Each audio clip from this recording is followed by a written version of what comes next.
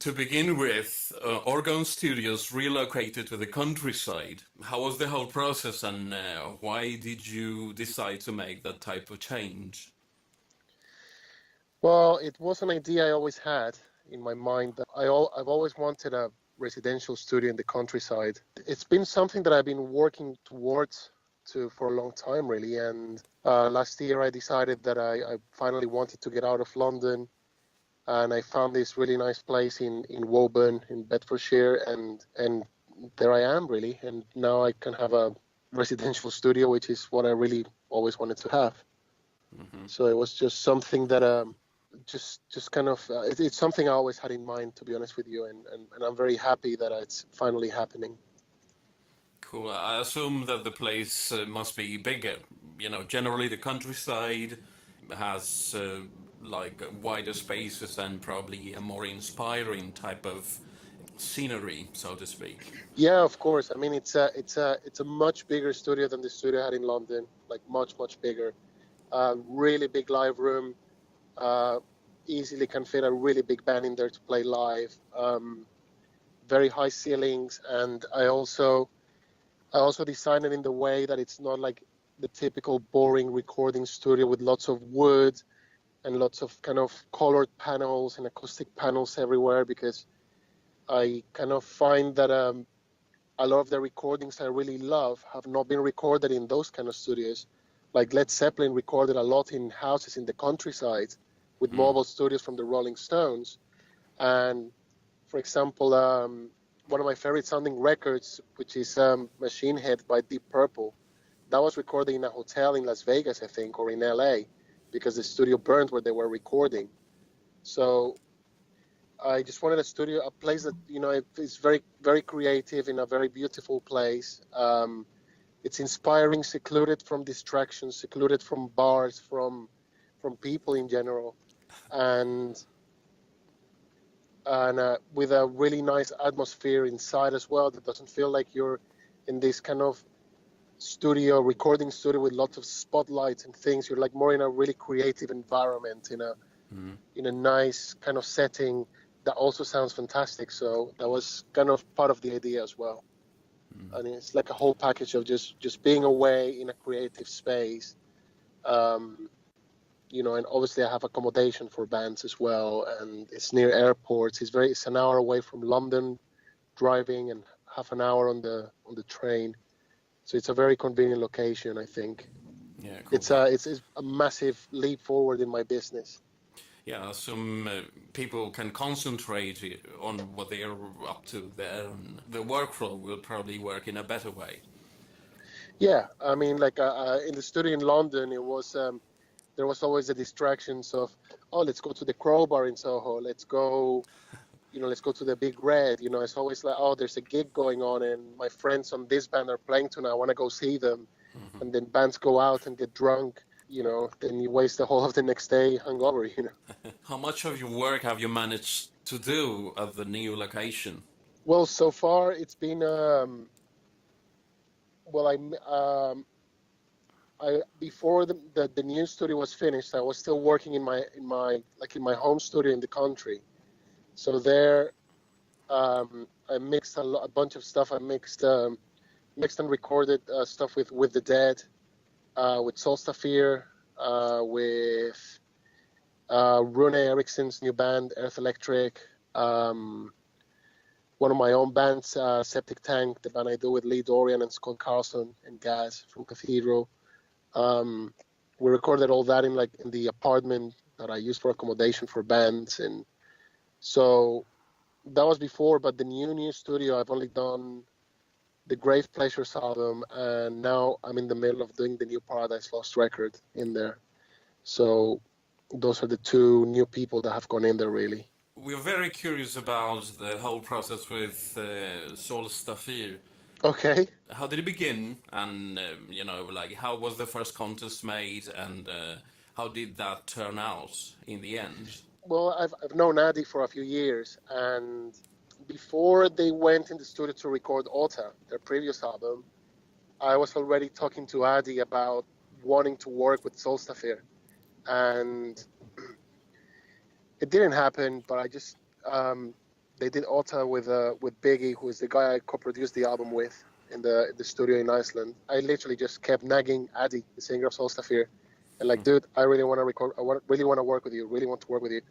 And then when I found out that they were writing another album, I really got on his case, and I'm like, dude, I really want it. I really want it. And he's like, and we spoke about it. It was a bit out of their comfort zone to go and record with a completely different producer, especially after they had all the drama with the drummer, the ex-drummer. They didn't want to take like another risk or another gamble, but they decided to go with me, and I went to Iceland to record the album with them. We recorded in a Sundlagen studio, which is where they recorded the last album. It's the Sigur Ros's studio, basically, and Bjork, I think, works there as well. Beautiful studio, really loved it. It was a lot of hard work. I got involved with the band from the early stages of when they were writing the songs, and just kind of getting involved in heavily on pre-production and songwriting with them. Yeah, we just worked very hard. We were there every day from 8 in the morning till about 8 in the evening. No days off. It was really tough, but it was really, really creative and a very positive experience. And we all got along really well. And I'm very, very, very happy with we mixed it in my studio in the farm, as I call it, and it worked out really nice. I think we're all very happy with it, and it's a very different sound for Solstafir. Without sounding arrogant, I really don't think Solstafir has had a really good sounding record before, in my opinion. Cool. Well, in your own words, what were the main difference between, working on your own as opposed to working in collaboration with somebody else? Well, it was actually working with Biggie was really easy because we kind of split the work a little bit. I kind of took the lead on all the instrument stuff, recording guitars, drums, changing drums, different drums for different songs, different guitar tones for every song. So it was kind of more my thing, like the instrument stuff. And then Biggie was doing more of the vocals, obviously because he speaks Icelandic as well, and he was doing also more of the strings, and because he knows where where his room is good for microphone placement for orchestras and stuff like that. And so he was dealing with most of that. So it was pretty cool. I think it was a really good split of the load of work. Yeah. And we had a really good time doing, like, there was not at any point there was any drama or nothing. It was just a very pleasant experience, really. Everyone was happy. Did you learn any Icelandic words? Very few. Anybody else that you would probably consider initiating any collaboration with? Any big names like producers from Europe or the United States that you probably have not had a contact with, but that you would probably enjoy working with or get probably curious about? No, not really. I like working on my own, to be honest with you. I think this collaboration came just because the artist wanted that, Yeah, I just prefer doing my own thing, to be honest with you. But I had no problem working with Biggie. I loved working with him. I think it was great. Like me and Russ Russell talk about, because we're friends, we talk about, oh, maybe one day we should do something together. But he's so busy, and I'm so busy. I don't know when that's going to happen,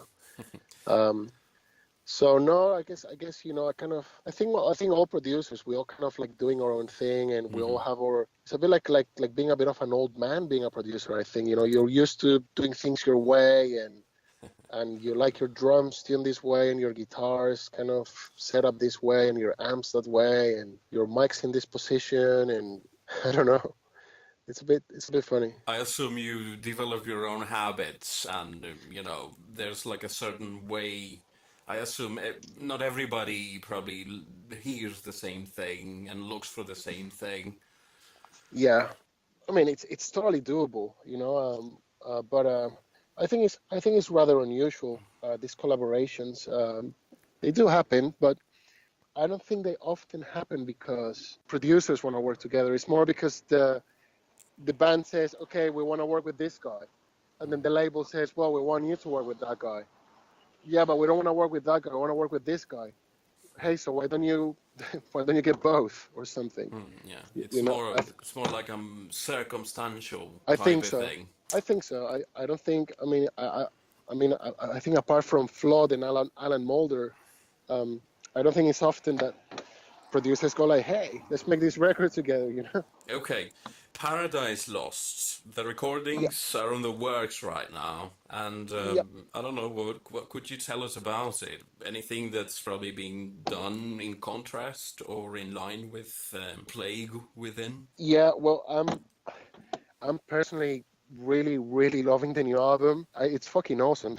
It just sounds like a really fucking heavy doom record to me. Um, I'm really, really excited about it. I think it's sounding super cool, like so fucking heavy. Like I'm really, really loving it. Of course, with a Greg's kind of classic guitar melodies on top. And to me, kind of when I first heard the pre-production, I said that it sounds like Gothic Part 2 to me. Cool. So it's going to be Gothic on steroids multiplied by 3. Yeah, that's kind of the way I'm looking at it right now. It's I don't even know if I'm allowed to be telling you this, but because I've been quite. Just tell me what you're allowed to. I don't know. Oh, I'm not. I don't know. I just all I can say is that It's a very heavy record. It's I would say it's more doomy than the. It's more doom than the last one. Um, and I think it's. I mean, for me personally, in terms of production, it's already sounding like a lot more daring and a lot more interesting and a lot heavier than the last one. So I'm quite happy about it right now, the way it's going. Well, you're known for working with a wide variety of bands, like diverse budgets, complexities, and needs. What's the most basic aspect for a producer, in your opinion, to look for, to try to find in each band, and to try to arrange in a way that fits the band? I don't know how much you experiment or how much you plan before the actual recording happens. I like a bit of both. I think it depends on the band. I think with some bands, if you have time, you can experiment more. You can do more. Take your time with things. And with some bands, I think you have to be really organized and you have to do a lot of pre-production. I like doing both, really. What would the perfect balance be? Pre-production versus production. What would be the ideal thing to have? Well, I like the saying that I don't know where I read that, where I heard it, but I really like the phrase, "Getting ready is half the job." I really like being ready, and that doesn't mean that how do I say, like the whole album has to be like set in stone and completely finished by the time I'm in the studio with the band. I do like being ready. I do like, knowing that the guitars have been set up and which guitars we're going to use and if the drums are coming and which drums am I using and which skins are coming. Like choose all the skins and choose everything, really, cymbals. I like being really ready for that kind of stuff. But I also like when there's, myself as a musician as well, I also like sometimes in the studio things start to morph and change, and then it's always nice to have a bit of room for experimenting. And some bands are much more open to that. The music lends itself to that a lot more, but some bands like they're really, really ready. I think a really good example is Paradise Lost. Like you get a song from Greg and it's finished in terms of arrangement, and there's really not much to add to it because he's just got it. I assume like the big bands, not just experience but also professionalism and everything. They develop that over time, and they will have their ideas already, if not etched in stone, as you said. They would have the vision of what they want to achieve. Yeah, I think some bands definitely do have that. I don't think necessarily the old bands. I think sometimes you get some young bands that they actually know what they really want to. They know which way they kind of have the vision, to be honest. And you know, sometimes what happens is even with a band that's experienced, you may like the vision may change in the studio once I get involved. I say, oh, but we were thinking about this kind of drum sound for the album, and I'm like, well, that's not going to work with the guitars and the bass sound I want to be doing. There's You know, always. because you know you get bands all the time with like, I really like Ringo Starr's drums, you know, and drum sound in Sgt. Pepper's. Yeah, it's a cool drum sound. You know, it sounds really like it's got towels all over it and really dry and really dead. Oh yeah, I want that sound, but I want but you know, they tune to A, and they have 3 distortion pedals and 100-watt amps and super distortion basically, and then you have to explain to people like, well, Ringo Starr, you're never gonna hear Ringo Starr sound if you have those kind of guitars next to it, you know? There's got to be some room for adjustments anyway.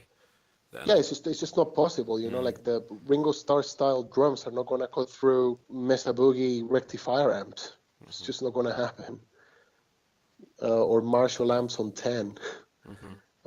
So it's that kind of thing. Sometimes you just have to kind of steer people the right way and just kind of explain, you know, because I think a lot of musicians come with that, oh, I kind of want this drum sound and I want this guitar sound and I want this to sound like that. And then, or, you know, they give you lots of references of like, oh, I really like the sound of, you know, Tom Waits' album, whatever. And it's like, yeah, but you realize your band doesn't sound anything like Tom Waits.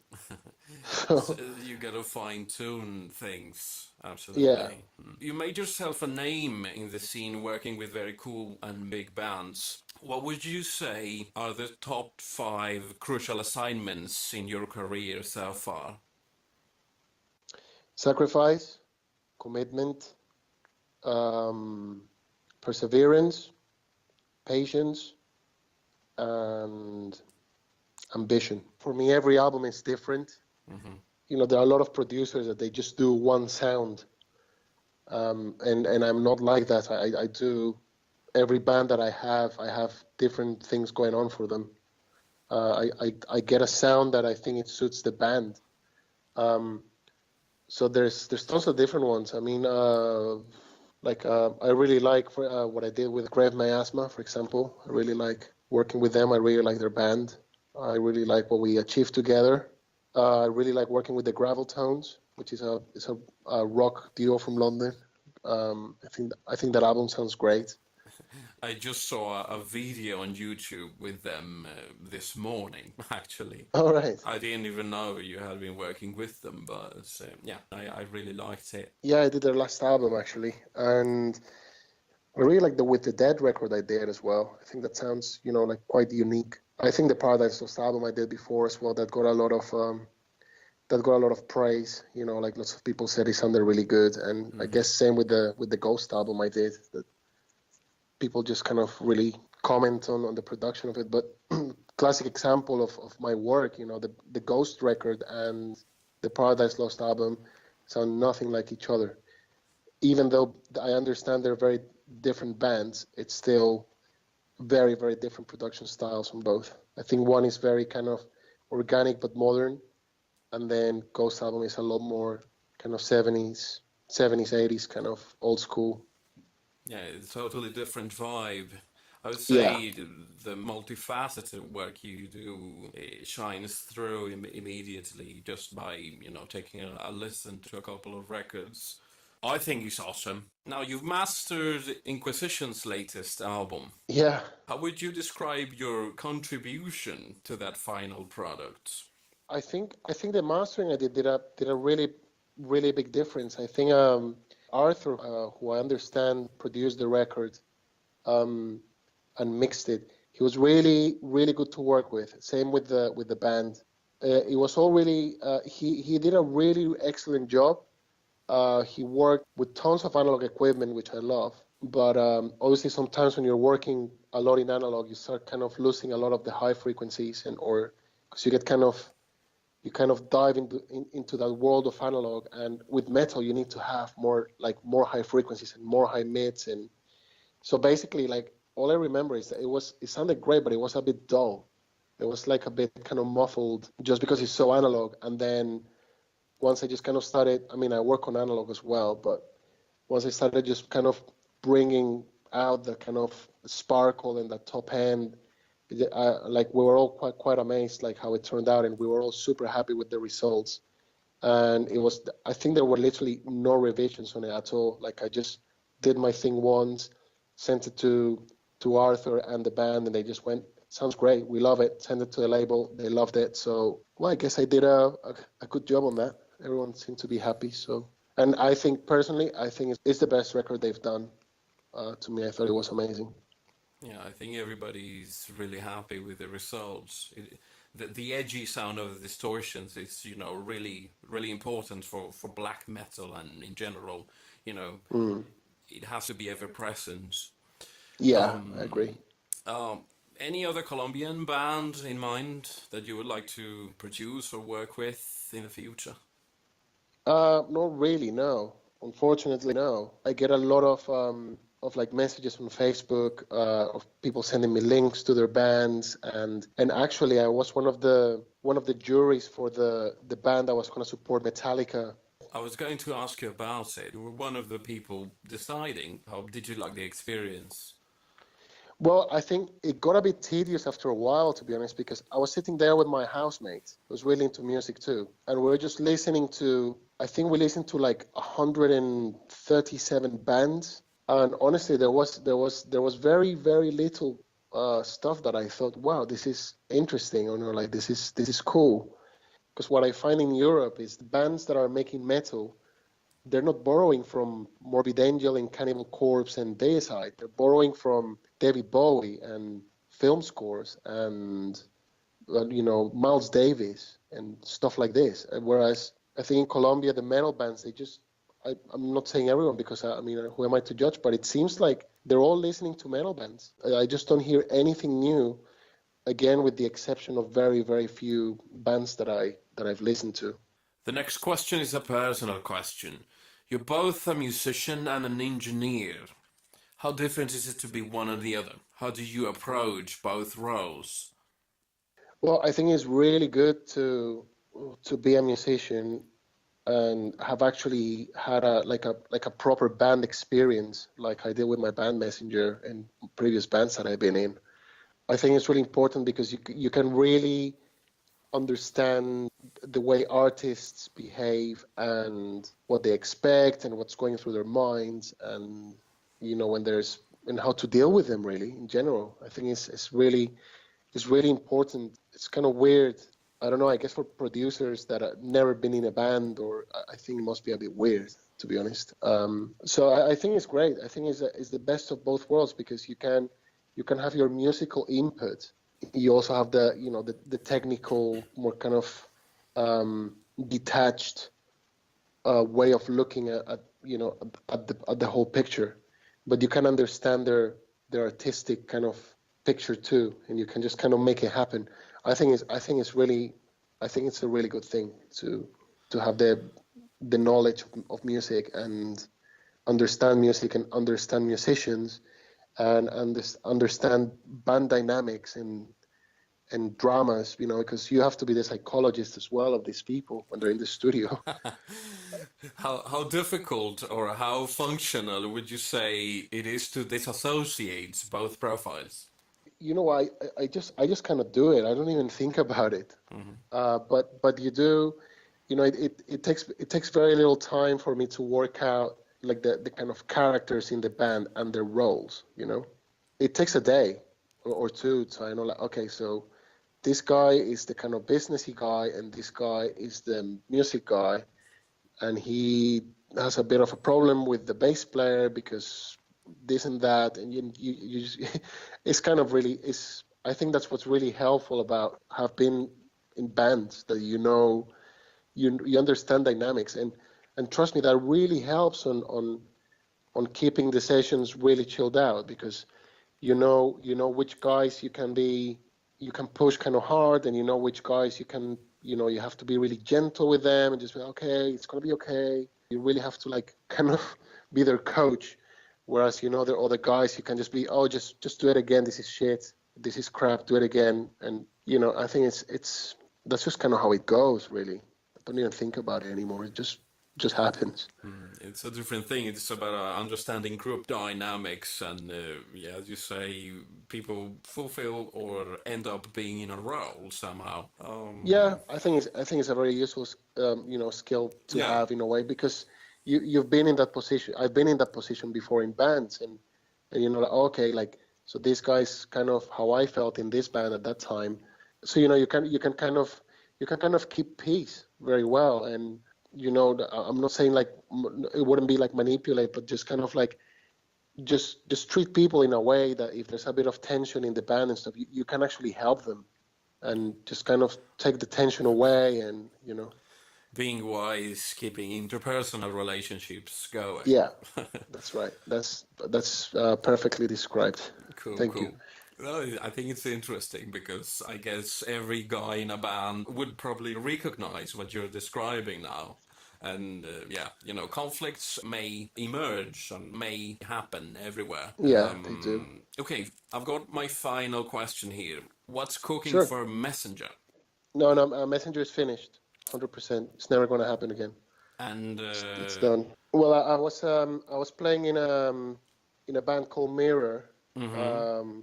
Yeah, we were working on a second album. I had to quit. I recorded the drums for it and everything. I haven't really quit. I just kind of I recorded the drums and then just handed it over to the band, and they're just gonna kind of finish it off. They're gonna get someone else to mix it, I think, and I just do not have the time. And then the other thing that the thing that I'm working on is on Septic Tank, which is the band I have with Lee Dorian and Gaz, who used to be in Cathedral, and Scott Carlson from Repulsion. And we've had this band for like 4 years. We released an EP about 4 years ago, and we've been very slowly writing an album until we finally recorded it, I think about a month and a half ago, 2 months ago. so you're resuming your drumming duties with Septic Tank now? Yeah, all I gonna ever do again, like I'm just really, I just can't be fucked with bands, to be honest with you. I just don't have time for it, and I just, with bands like the people in Septic Tank, because they've been in bands for so long and they know how it goes. It's been really easy and it's been really fun. But with more inexperienced people like Messenger, I would never work with. I just do not want to be in a band ever again. It's just really, really left a very bad taste in my mouth, the whole experience. So you're focusing on being a producer mainly? Yeah, that's always been my main focus, and just like music has always been my passion. I think Septic Tank we will probably never play live. We might do, I don't know, but that works for me, and I really have no intentions of starting another band right now. I just kind of really deflated after the way things ended with Messenger, because it's a band that had a lot of future, and it was doing very, very well. And then I just moved out to the country, and I was excluded from a lot of conversations, and all behind my back basically fell through and just ended because I don't know, egos and misunderstandings and lack of communication. So I do not ever want to be in that position again. Well, that's sad to hear, man. Any plans for recording or producing? What's the next band going to be? Ooh, let me think. At the moment, coming up, I have a lot of mixing to do. Can we know any names? Well, I have to mix the Grave Pleasures album that I recorded, and I have to mix the Paradise Lost album that I'm working on now. There's so much going on right now. Yeah, and there are some really, towards the end of the year, I have some really, really exciting projects. That's going to be really good fun, but I can't say anything about it yet. But there's some really, really cool stuff coming up later in the year. Cool. And spending time on my own, I think. We're looking forward to, listening the Paradise Lost album, actually. Oh, great. We're looking forward to hearing from you in the future, and we ask you to say hello to the people listening to the podcasts right now.